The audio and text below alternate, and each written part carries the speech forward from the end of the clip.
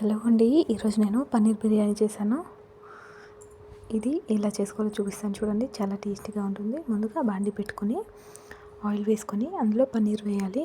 ఇలా క్యూబ్స్గా కట్ చేసుకోవాలండి పన్నీర్. అప్పుడు చాలా బాగుంటుంది, చూడడానికి కూడా కలర్ఫుల్గా ఉంటుంది. ఇందులోనే కొద్దిగా పసుపు మరియు కారం అండ్ కొంచెం సాల్ట్ కొద్దిగా ధనియాల పొడి కూడా వేసి కలిపేసుకోవాలండి. ముక్కలకి చాలా బాగా పడుతుంది. ఇది ఉత్తగా అంటే నార్మల్గా తిన్నా కూడా అవి చాలా బాగుంటాయి. ఈ విధంగా కలిపేసుకోవాలి. మొత్తం ఫ్రై అయిపోయాయి చూడండి. మొత్తం గోల్డెన్ కలర్లోకి వచ్చేస్తాయి, మీకు తెలిసిపోతుంది. క్రిస్పీగా వచ్చేస్తాయి. వీటిని నేను ఒక బౌల్లోకి తీసుకున్నానండి. చూడండి, బౌల్లోకి తీసుకున్నాను. ఇందులోనే అల్లం ఎల్లిగడ్డ పేస్ట్, కొద్దిగా కారం మరియు కొంచెం సాల్ట్, అలాగే కొద్దిగా పసుపు మరియు ధనియాల పొడి, కొంచెం గరం మసాలా వేసుకున్నానండి. ఇందులోనే కొద్దిగా పెరుగు వేసుకోవాలి. చూడండి, కొద్దిగా పెరుగు వేసేసుకుంటున్నాను నేను. 2 టేబుల్ స్పూన్ వేసుకున్నాను. దీన్ని బాగా మిక్స్ చేసుకోవాలండి. చూడండి, ఈ విధంగా వేసుకోవాలి. దీన్ని ఒక 5 మినిట్స్ పాటు పక్కన పెట్టేయాలండి మూత పెట్టి.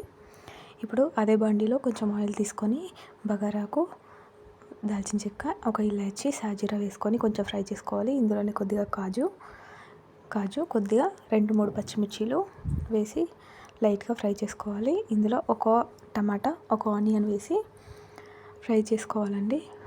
లైట్గా గోల్డెన్ కలర్లోకి రావాలి. అది ఫ్రై అనేది కలుపుతూ ఉండాలండి. చల్లారిన తర్వాత మిక్సీలో వేసుకొని మిక్సీ పట్టేసుకోవాలండి. ఈ విధంగా దీన్ని పక్కన పెట్టేసుకుంటున్నాను. ఇప్పుడు రైస్ తీసుకున్నాను. నేను ఆల్రెడీ నానబెట్టేసుకున్నానండి దీన్ని. ఇందులో కొద్దిగా బండి పువ్వు, దాల్చిన చెక్క, సాజీరా, లవంగాలు 2, ఒక ఇలాచి వేసేసుకున్నాను.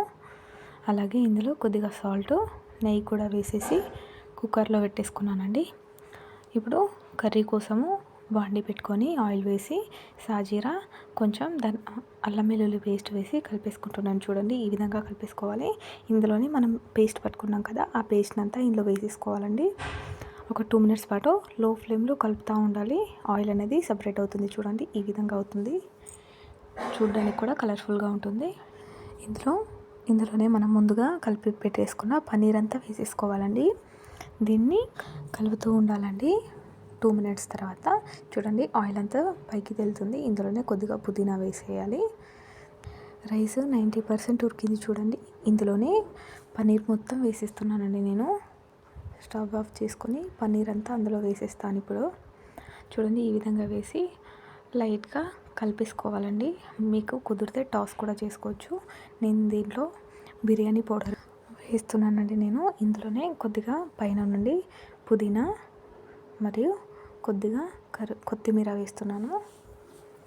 చూడ్డానికి బాగా కనిపిస్తుంది. అలాగే కొద్దిగా క్యారెట్ తురిమేసుకున్నానండి. అది మొత్తం ఇందులో వేసుకున్నాను. అంతేనండి, చాలా సింపుల్. కుక్కర్లో పెట్టేశానండి. తర్వాత చూడండి, ఈ విధంగా అవుతుంది. ఇలాంటి యమ్మీ వీడియోస్ కోసం నా ఛానల్ అయితే సబ్స్క్రైబ్ చేయండి.